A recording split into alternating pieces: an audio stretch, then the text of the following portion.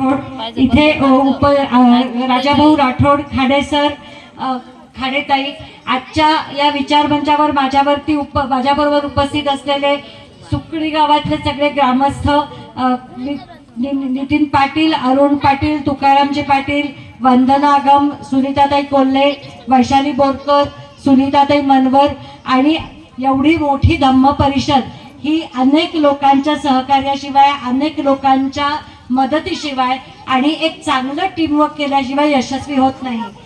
कदाचित माझ्याकडनं अनेक नावं राहून गेली असतील, पण इथे उपस्थित असलेले वंचित बहुजन आघाडी, भारतीय बौद्ध महासभेचे सर्व ज्येष्ठ पदाधिकारी आणि उपस्थित सगळे फुले आंबेडकरी विचारधारेचे आणि तथागतांनी दाखवलेल्या सम्यक जीवन मार्गावरनं चालणारे माझे सगळे बंधू भगिनी, सुकडीच्या कार्यक्रमाचं खूप आवर्जून मला नागेश पाटलांनी आमंत्रण दिलं होतं. त्यांची इच्छा होती सुजातनी पण या कार्यक्रमाला उपस्थित राहावं. सुजातनी ते कबूल पण केलेलं होतं, पण जसं आधी जाहीर केलं तसं 25 तारखेला आपली मोठी संविधान सन्मान रॅली मुंबईला होणार आहे आणि ती रॅली आपण कुठल्याही परिस्थितीमध्ये बाबासाहेबांनी दिलेलं संविधान, बाबासाहेबांनी दिलेली समता, बाबासाहेबांनी विषमतेच्या विरुद्ध संघर्ष करण्याची संविधानाच्या आणि कायद्याच्या चौकटीत दिलेली ताकद इथल्या कुठल्याही राजकीय पक्षाला आम्ही संपवू देणार नाही हा इशारा देण्यासाठी आपण 25 तारखेला संविधान रॅली घेतलेली आहे. ज्यांना शक्य आहे त्यांनी आवर्जून त्याच्यासाठी उपस्थित राहा. त्या रॅलीच्या तयारीसाठी सुजातला मुंबईला जावं लागलं, पण त्यांनी कबूल केलं की पुढच्या वर्षीच्या सुकडीच्या परिषदेला निश्चितपणे तो येईल. सुकडीच्या परिषदेचा इतिहास मला आत्ता प्रस्तावित करताना नागेशजी पाटील यांनी सांगितला आणि त्याच्याबद्दल त्यांचे खूप खूप धन्यवाद. कारण सुकडीच्या कार्यक्रमासाठी तारीख दिल्यानंतर खूप उलटे सारखे फोन येत होते. माझ्या आधी बोलताना डॉक्टर देवळे म्हणाले की आता परिस्थिती अशी आहे की बाकीचे समाज आपल्या बरोबर यायला तयार आहेत आणि आपलाच समाज आपले पाय मागे ओढतोय. ही परिस्थिती जी असते त्याच परिस्थितीचा प्रत्यय या सभेच्या नियोजनासाठी सुद्धा मला आला आणि कित्येक लोकांनी याच्याकरता भाजपकडनं निधी घेतलेला आहे, वेगवेगळ्या आपल्या विरोधी पक्षांकडनं निधी घेतलेला आहे, आपण येऊ नका असं सांगितलं. काही पोस्टर्स, बॅनर फिरवले गेले आणि त्याच्यामुळे यावं की नाही असा एक खूप संभ्रम निर्माण झाला होता. पण वंचित बहुजन आघाडीच्या सगळ्याच ज्येष्ठ पदाधिकाऱ्यांनी, त्याच्यामध्ये डॉक्टर गजाला खान आहेत, ज्यांना निरीक्षकाची एक महत्त्वाची, संघटकाची एक महत्त्वाची जबाबदारी दिलेली आहे, असे अभिजित राठोड आणि पारितोष इंगोले आहेत, सोनाजी इंगळे आहेत, या सगळ्याच वंचित बहुजन आघाडीच्या कार्यकर्त्यांनी मला सांगितलं की ताई, सुकडीचा कार्यक्रम त्यांच्या स्वतःच्या ताकदीवरती गेली सातत्याने अनेक वर्ष घेतला जातो आणि त्याच्यामुळे लोक तुमची दिशाभूल करतात. तुम्ही आवर्जून कार्यक्रमाला या. आणि आज मला खरंच बरं वाटलं की मी कार्यक्रमाला आले, कारण ज्या पद्धतीने सुकडीच्या सगळ्या धम्म परिषदेचं आयोजन केलं जातंय त्या आयोजनाचा पूर्ण इतिहास कळला आणि त्याच्याच पुढे सिद्धार्थ नवयुवक बुद्ध बहुउद्देशीय मंडळ असेल किंवा प्रज्ञा महिला मंडळ असेल, यांच्या संयुक्त आयोजनातून पूज्य भदंत शिलानंदजी महास्थावीर यांच्या स्मृतीनिमित्त जे धम्म परिषद घेतली जाते त्याच्यात सहभागी होण्याचा मला एक संधी मिळाली, मौका मिळाला. मला असं वाटतं की एकूणच सगळ्याच बौद्ध जनतेच्या दृष्टिकोनातनं आणि तसंच वंचित समूहांच्या दृष्टिकोनातनं आत्ता आपण एका खूप वळणाच्या टप्प्यावर आहोत. एक सारखी आरडाओरडा केला जातो, सगळ्यांकडनं सांगितलं जातं संविधान धोक्यात आहे, संविधान खरंच धोक्यात आहे. पण संविधान रद्द करतील का? तर पूर्ण संविधान रद्द करण्या इतकं भाजप किंवा RSS मूर्ख नाही आहेत. त्यांनी आता काय धंदा चालवलाय तर त्यांनी संविधान कुरतडून संपवण्याचा धंदा चालवलाय. संविधान कायम आहे. संविधानाबद्दलच्या बाता भाजप पण सारखे करत असतात, पण संविधानाचा जो गाभा आहे, जो समतेचा गाभा आहे, जो बंधुत्वाचा गाभा आहे, जो स्वातंत्र्याचा गाभा आहे, या 3 त्रिसूत्रीवरती भारतातल्या सर्वसामान्य माणसाच्या जगण्याचा संपूर्ण आधार या त्रिसूत्रीवरती दिलेला आहे. आणि या तीन चिरंतन मूल्यांच्याच आधारे भारताचं जे एक प्रचंड मोठं भारतीय समाजाचं एक वस्त्र विणलं गेलेलं आहे ते वस्त्र टिकू दे. मी कायम भारतीय समाजाची उपमा एखाद्या भरजरी वस्त्राची करत असते.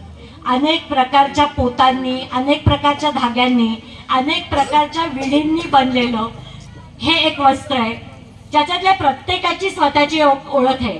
मग ती जातीची ओळख असेल, ती आपल्या प्रदेशाची ओळख असेल, ती आपल्या राजकीय विचारधारेची ओळख असेल, ती धर्माची ओळख असेल, ती भाषेची ओळख असेल. ही प्रत्येक जण आपापली ओळख घेऊन आपापल्या ओळखीबद्दल समाधानी असणाऱ्या, अभिमानी असणाऱ्या व्यक्ती एकत्र येतात, गुंफतात, एकत्र जगतात, एकमेकांशी विचार देवाण करतात, एकमेकांशी व्यवहार करतात, एकमेकांच्या बरोबर राहतात, एकमेकांच्या सांस्कृतिक सणवारामध्ये, सांस्कृतिक कार्यक्रमामध्ये, व्यक्तिगत कार्यक्रमामध्ये सहभागी होतात आणि त्यातूनच हे एक चांगलं भरजरी वस्त्र, ज्याला आपण आज बहुविध भारतीय समाज म्हणतोय, विविधतेचा भारतीय समाज म्हणतोय, तर ते निर्माण झालेलं आहे. आत्ता भाजप नेमकं काम काय करतंय तर ह्या सगळ्या धाग्यांना बांधून ठेवणाऱ्या बंधुत्वावरतीच आज इथला RSS आणि भाजप घाला घालताय. एका समाजाला दुसऱ्या समाजाच्या विरुद्ध उभं करणं, एका धर्मामधनं दुसऱ्या धर्मामध्ये तेढ निर्माण करणं. आपण कायमच असं म्हणत आलो की भारताची संस्कृती ही गंगा जमुनी संस्कृती आहे.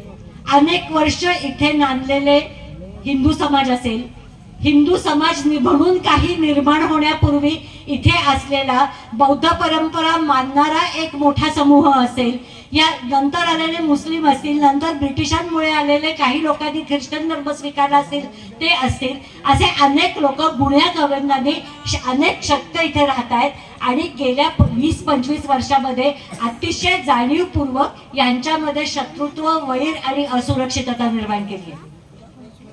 ही असुरक्षितता एवढ्याच करता निर्माण केली आहे की जेव्हा समूह असुरक्षित होतात तेव्हा ते आपल्याला लागेल तो आसरा घेण्याकरता धर्माच्या एका खोट्या भावनेकडे वळतात आणि धर्माच्या खोट्या भावनेकडे त्यांना एकदा वळवलं की त्यांच्या मनावरती राज्य करणं शक्य होतं. बाबासाहेबांनी जेव्हा आपल्याला धम्माची दीक्षा दिली तेव्हा बाबासाहेबांनी त्याला कधीच धर्मातलं अंधत्व दिलं नाही. धर्म सांगेल तसंच चालणं हे आपल्याला शिकवलं नाही. त्यांनी आपल्याला एक सन्मत जीवन मार्ग दिला. त्यांनी आपल्याला प्रबुद्ध होण्याचा मार्ग दाखवला. त्यांनी आपल्याला स्वतंत्रपणे विचार करण्याचा, परिस्थिती समजून घेण्याचा, परिस्थितीचं आकलन करण्याचा आणि जिथे जिथे अन्याय असेल त्या अन्यायाविरुद्ध ठामपणे लढण्याचा एक मार्ग आपल्याला इथे बाबासाहेबांनी दिला. तो आपल्याला सगळ्यांना धम्माची दीक्षा देऊन आज RSS आणि भाजपला अख्खा भारताची ओळख ही फक्त हिंदू राष्ट्र म्हणून करायची आहे आणि दुसऱ्या बाजूला आपण बाबासाहेबांच्या विचारांचे पाईक होत, ज्यांनी मी भारत बुद्धमय करेन अशी घोषणा केली होती. पण मला असं वाटतं की भारत बुद्धमय करेन म्हणजे काय ही घोषणा सुद्धा आपण थोडीशी खोलात सजावून समजून घेण्याची गरज आहे.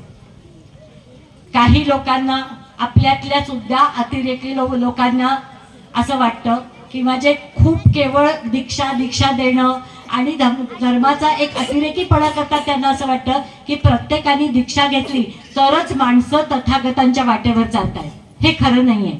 स्वतःचा धर्म, स्वतःची जात, स्वतःच्या जातीची संस्कृती जपून सुद्धा आज या भारतातले अनेक लोक तथागतांनी दाखवलेल्या सम्यक जीवन मार्गावरती चालण्याचा प्रयत्न करतायत आणि ते बाबासाहेबांनी दिलेलं संविधान स्वीकारतायत. तुमच्यापैकी जे अभ्यासक आहे ते थोडासा विचार करून बघा.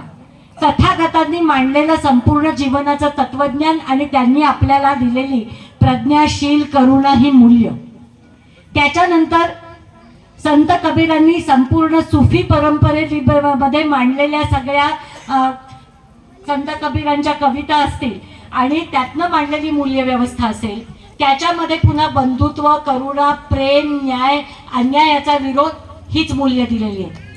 16व्या शतकामध्ये महाराष्ट्रातल्या आपण संपूर्ण संत परंपरेकडे वळलो तर संत परंपरेने कायमच इथल्या सनातन्यांना आव्हान दिलेलं आहे आणि त्यांनी पुन्हा शेजारपण निभावणं, माणुसकी, कोणावरतीही अन्याय होऊ न देणं, सगळ्यांना समतेने वागवणं, जातीच्या वरती प्रहार करणं, स्त्रियांच्या अत्याचारावर होणारा प्रहार करणं हे इथल्या संत परंपरेने केलंय आणि त्यांनी सुद्धा पुन्हा आपल्याला बंधुत्व, समता, शांतता हेच शिकवलंय. आणि हेच सगळं तत्वज्ञान आपण पुढे जाऊन जर बघितलं तर भारताच्या संविधानामध्ये बाबासाहेबांनी उतरवलंय. चार्वाकांपासून तथागतांपासून सुरू झालेली ही जी स्वातंत्र्य, समता, बंधुत्व, करुणा, प्रेम, प्रज्ञा या मूल्यांची जी सगळी वाटचाल आहे ती वेगवेगळ्या कालखंडामध्ये वेगवेगळ्या धर्मातल्या, वेगवेगळ्या जातीतल्या लोकांनी तशीच पुढे नेली. आणि आपण असं बघतो की या सगळ्याचा सार कुठेतरी बाबासाहेबांनी संविधानामध्ये गुंतलेलं आहे. आणि आज जेव्हा लोक संविधानाच्या मार्गावर आम्ही चालतोय असं म्हणतात, तेव्हा ती तथागतांनी दाखवलेल्या सम्यक जीवन मार्गावरतीच चालत असतात हे आपण ओळखण्याची गरज आहे. आपल्यापैकी किती जणांच्या लक्षामध्ये शाहीनबाग हा शब्द आहे?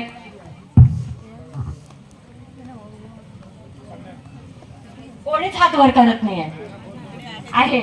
काय काय इकडे मागे हात वर झालेले, पुढे हात वर झालेले नाहीये. अरे बरेच हात वर झालेले. शाहीनबाग हे खूप भारतातलं एक अनोखं आंदोलन झालं होतं.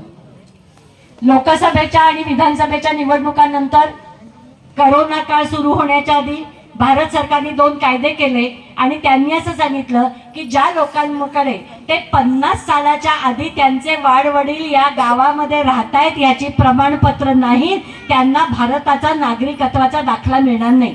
म्हणजे आज जर हे मी सिद्ध करू शकले नाही की माझे आजोबा पणजोबा अमुक एका ठिकाणी राहत होते आणि ते भारताचे नागरिक होते, तर मला भारतीय नागरिक असल्याचं प्रमाणपत्र मिळणार नाही.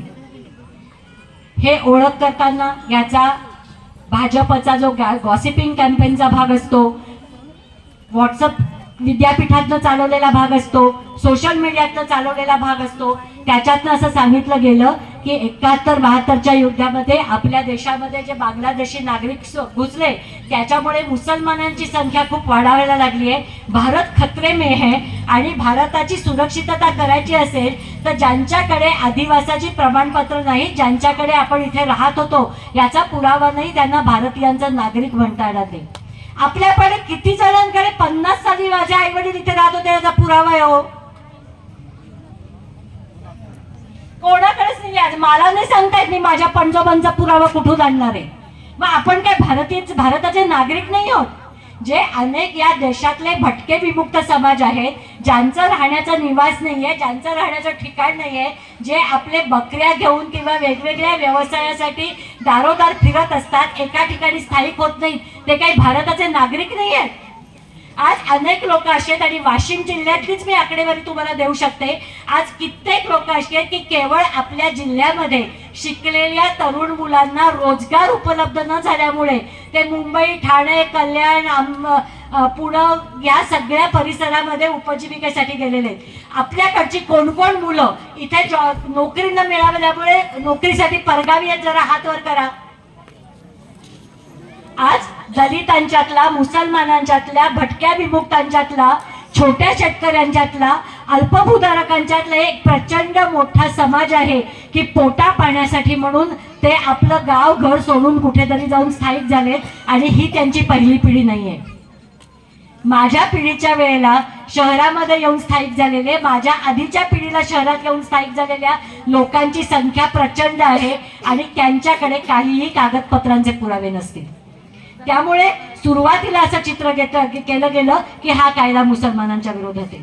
त्यावेळेला दिल्लीला शाहीनबाग नावाची एक एरिया आहे जिथे मोठ्या प्रमाणावरती आपल्या मुस्लिम बांधवांची वस्ती आहे आणि तिथे मोठ्या प्रमाणावरती बायका आंदोलनाला उतरल्या. त्यांनी धरणं धरलं आणि त्यांनी असं सांगितलं की आम्ही या देशात जन्मलेले आहोत, आम्ही भारताचे नागरिक आहोत, आम्ही संविधान मानतो आणि आम्ही भारतीय नागरिक म्हणूनच मरणार आहोत, तुम्हाला काय करायचंय ते करा.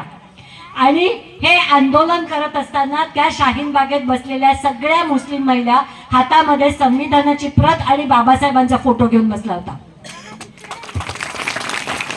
आपण सगळ्यांनी हे फोटो टीव्हीवरती पाहिले बरोबर आहे. हे आंदोलन गाजलेलं होतं. तिथनं स्फूर्ती घेऊन प्रत्येक राज्यामध्ये, प्रत्येक शहरामध्ये मुस्लिम लोक आंदोलनाला बसली. हळूहळू भटक्या विमुक्तांना जागली. त्यांच्या लक्षात आलं की अरे आतापर्यंत आपण या आंदोलनाकडे मुसलमानांचं आंदोलन म्हणून दुर्लक्ष केलं, पण आपल्याकडे पण पुरावे नाही आहेत, उद्या मी कुठे जायचं? याच्यावरनं हळूहळू भटके विमुक्त असतील, स्थलांतरित झालेले नागरिक असतील, हे सगळे जण या आंदोलनामध्ये उतरले.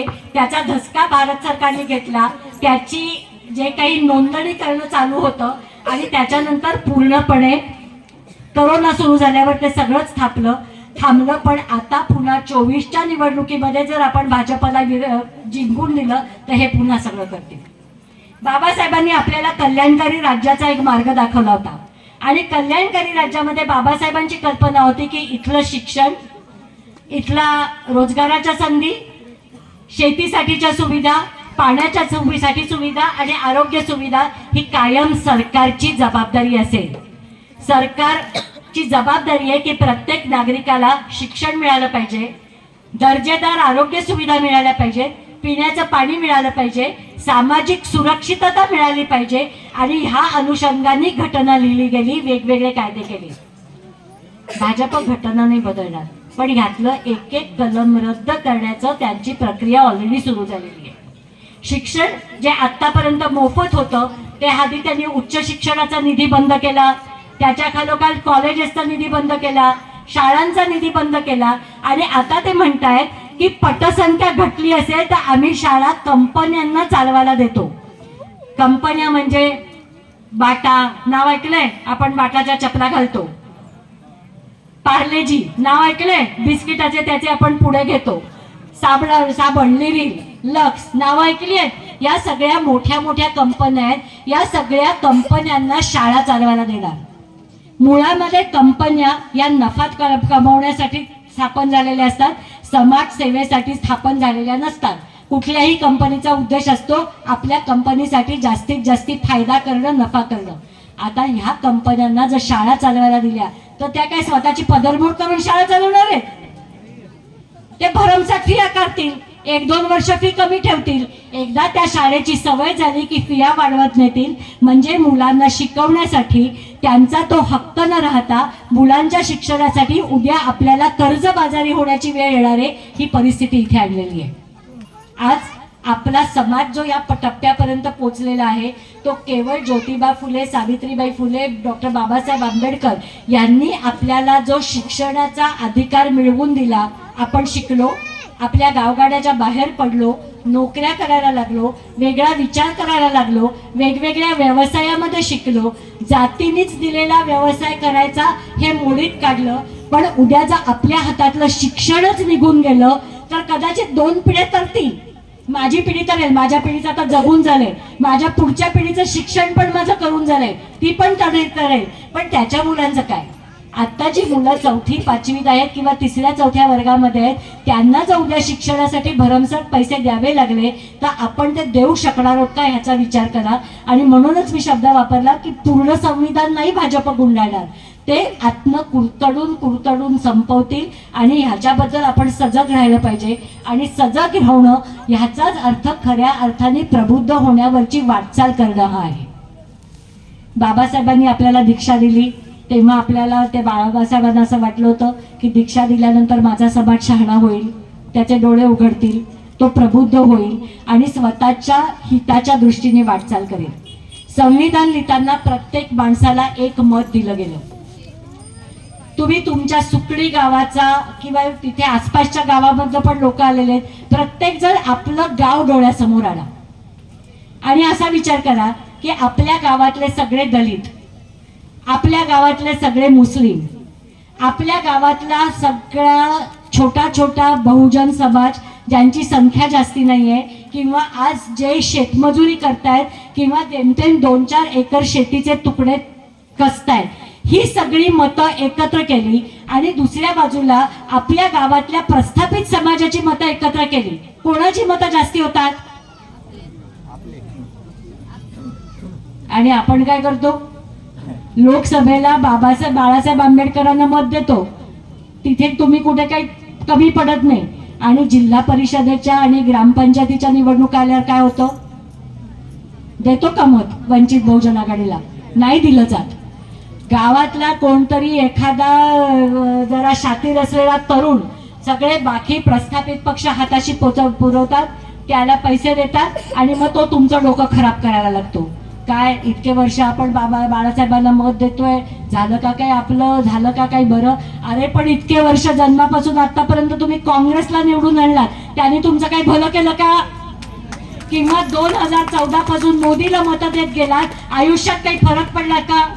मग जो पक्ष, जो माणूस आपल्या आयुष्यामध्ये फरक पडू शकतो त्याच्या पाठीशी ठामपणाने उभं राहणं हे सुद्धा धम्माचं काम आहे असं मी मानते. आणि अशा वेगवेगळ्या धम्म परिषदांच्या माध्यमातून हे काम चालू राहावं अशी माझी अपेक्षा आहे. भैयासाहेबांनी एकदा असं म्हटलं होतं की विहार बांधा, धम्म परिषदा घ्या, पण ते करताना काँग्रेसकडनं पैसा घेऊ नका. एकदा पैसा घेतला की त्याचं मिंधे पण येतं.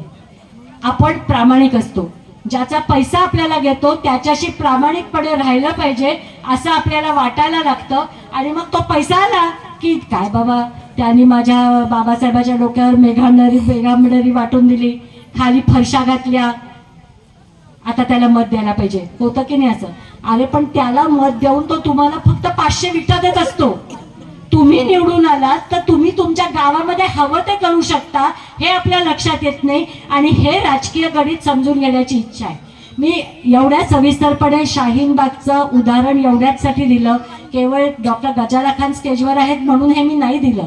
तर त्याच्यानंतर आत्ता महाराष्ट्रामध्ये एका ठिकाणी जेव्हा ख्रिस्ती बांधवांवरती हल्ला झाला आणि त्यांची हत्या केली आली, तेव्हा महाराष्ट्रभर ख्रिश्चन समाजाचे मोर्चे नेले. त्यांनी सुद्धा त्यांच्या क्रॉस बरोबर हातात भारताचं संविधान धरलेलं होतं. आता भटक्या विमुक्त जमातीतल्या अनेक जमाती असं म्हणायला लागल्यात की बाबासाहेब हेच आमचे खरे वैचारिक नेते आहेत आणि बाबासाहेबांच्या मार्गावर जायला आम्हाला इतका उशीर झाला त्याची आम्हाला खंत वाटते. आज संविधानातली मूल्य मानणाऱ्या कुठल्याही माणसाला बाबासाहेबांचं अनुयायी झाल्याखेरीज राजकीय प्रवास करता येणार नाही. ही परिस्थिती आणि ही वैचारिक ताकद बाबासाहेबांच्या मध्ये होती, ती त्यांनी परिस्थिती निर्माण करून ठेवली. उशिरा का होईना ती परिस्थिती निर्माण झाली. ती परिस्थिती निर्माण झाल्यावर जर आपल्या बरोबर आज माळी असतील, धनगर असतील, कुणबी असतील, भटक्या विमुक्त समाजातले वेगवेगळे समूह असतील, मुस्लिम समूह असतील, गरीब मराठी असतील, हे जर बाबासाहेबांनी दाखवलेल्या संविधानाच्या मार्गाने चालायला तयार असतील तर त्यांना बरोबर घेऊन पुढे जाणं, चला उशिरा का होईना तुम्हाला पटलं ना, आपण सोबत वाटचाल करू असं म्हणणं हे महत्वाचं आहे. काय बाबा तुम्ही तर एकटाच आला, तुमच्या बरोबर तुमच्या समाजाचा एक पण नाही माणूस आणला. जी 4 माणसं आपल्या बरोबर येऊ बघतायत त्यांना आपण बरोबर नेलं तर ते त्यांच्या बरोबर त्यांच्या समाजातली आणखीन 100 माणसं उभी करतील. ही ताकद बाबासाहेबांच्या विचारामध्ये आहे आणि बाबासाहेबांच्या या विचाराला भारतामध्ये कायम त्या विचाराची सत्ता राहील. हा निर्णय आजच्या धम्म परिषदेमध्ये करूया. आहात सगळे बरोबर? डॉक्टर बाबासाहेब आंबेडकरांचा जय असो, भारतीय संविधानाचा जय असो, जय भीम.